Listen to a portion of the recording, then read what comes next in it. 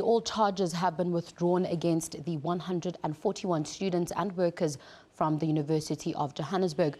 They were arrested on Friday for contravening a court interdict as they are protesting against the outsourcing of workers on the Kingsway Campus in Auckland Park. We now cross to our reporter Griselda Lewis, who is at the Johannesburg Magistrates Court. Good afternoon, Griselda. Now, all charges dropped. Did the state provide any reasons why?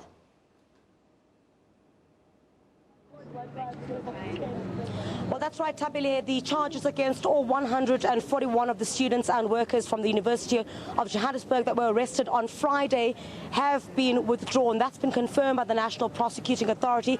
Quite a massive reaction outside the Johannesburg Magistrates Court from those scores of students and workers who came to support those who were arrested on Friday here. Traffic had come to a standstill on the corner of Ndemi Piliso and Fox Street. That's where the Johannesburg Magistrates Court is. And certainly, while that has been welcomed, the students are saying that the struggle isn't over. The struggle against the registration fees as well as outsourcing is far from over. Let's get a quick reaction from them at the moment. One of the arrested students who spent Friday in jail.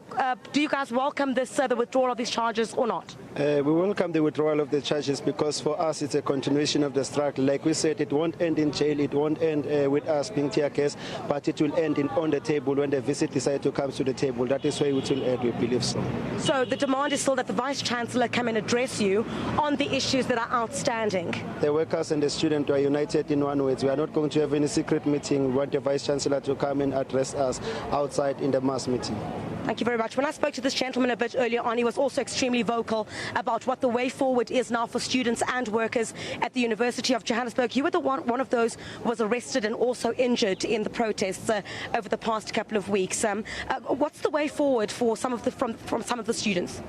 The way forward is very simple. Today's proceedings prove to us that actually our course is very right. We are accurate in what we are doing and we must continue.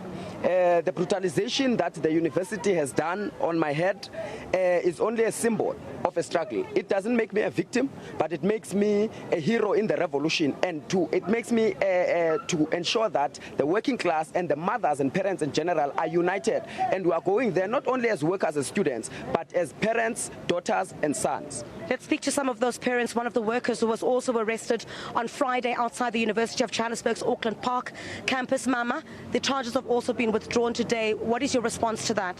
Response yami inkulu kakhulu kuba i-charges namhlanje zichithiwe apha ecourt. Njengomnye wabantu bebanjiwe ngolesihlanu salala ejele ngento esingayenzanga. Andiqondi uba sizawubuya ngamva ngoba uvice chancellor njengomsebenzi uklina iuniversity omklinela isitulo ahlala kuso. Andiqondi uba ngaba sizawuyeka ngaphandle ba ade aze kuthi azothetha nathi sikwazi bangaba simnike thina izikhalazo zethu njengabasebenzi nabantwana besikolo, azothetha nathi kwi-public ebonwa yimedia lilizwe lonke ngoba sihlukumezeke kakhulu e-university kwindawo esisebenza kuyo. Siye sabethwa ngamabounce chizwa nge-paper spray namapolisa asibamba sibe singenzanga nto ngoba akhange simoshe nto e-university. Isikhalazo sethu sinye besicala uba umphathi we-university asiqashe siyena ngoba kaloku si-exploitwa kakhulu zi-private companies esizisebenzelayo ngoba imali esiyirholayo ayideserve umsebenzi esiwenzayo.